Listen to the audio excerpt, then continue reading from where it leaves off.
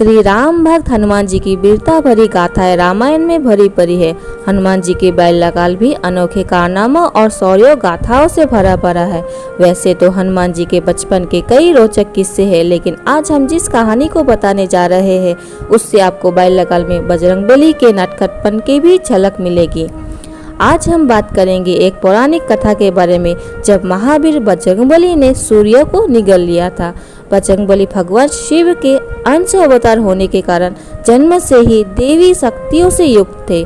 बजरंगबली शिव के 11 रुद्रों में से एक रूप में अवतरित हुए थे। दोस्तों, सनातन धर्म की कहानियां में आप सभी का स्वागत है। बजरंगबली की बाल्यावस्था में जब एक बार माता अंजनी उन्हें सुलाकर अन्य कामों में व्यस्त हो गई। कुछ देर बाद जब बाल बजरंगबली की आँख खुली तब उन्हें प्रचंड भूख की अनुभूति हुई। इतने में आकाश में सूर्य भगवान उगते हुए दिखाई दिए।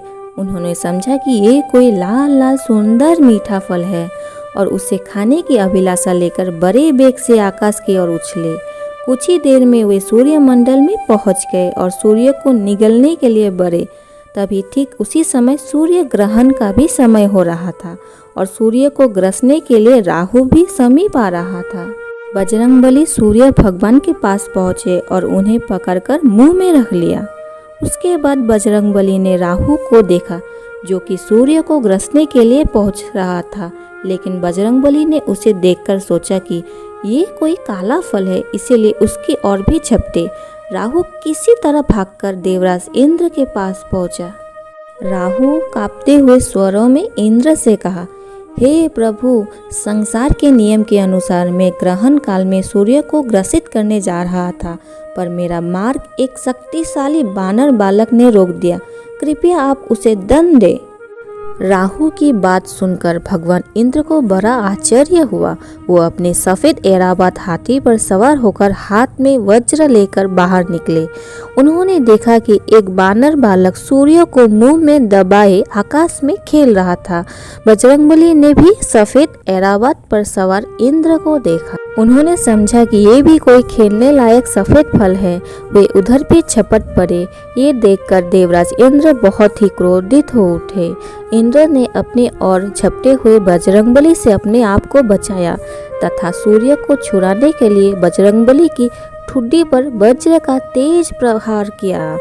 वज्र के उस प्रहार से बजरंगबली का मुंह खुल गया और वे बेहोश होकर पृथ्वी पर गिर पड़े।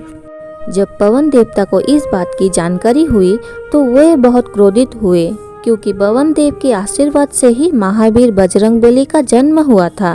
क्रोधित पवन देव ने अपनी शक्ति से पूरे संसार में वायु के प्रभाव को रोक दिया। हवा के रुक जाने के कारण तीनों लोक में सभी प्राणी व्याकुल हो उठे। पशु पक्षी बेहोश होकर गिरने लगे। फिर ब्रह्मा जी सहित सारी देवताओं को लेकर वे वायुदेव यानी पवन देव के पास पहुँचे।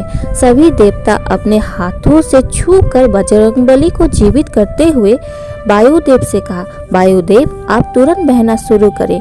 वायु के बिना हम सब लोगों के प्राण संकट में पड़ गए हैं। बजरंगबली को ठीक होता देख पवन देव ने फिर से पहले की तरह बहना शुरू कर दिया। तीनों लोगों के प्राणी प्रसन्न हो उठे।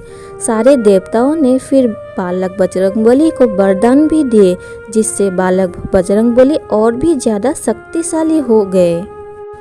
पर वज्र के चोट के कारण बजरंगबली की ठुड्डी टेढ़ी हो गई, जिसके कारण उनका एक नाम हनुमान पड़ा।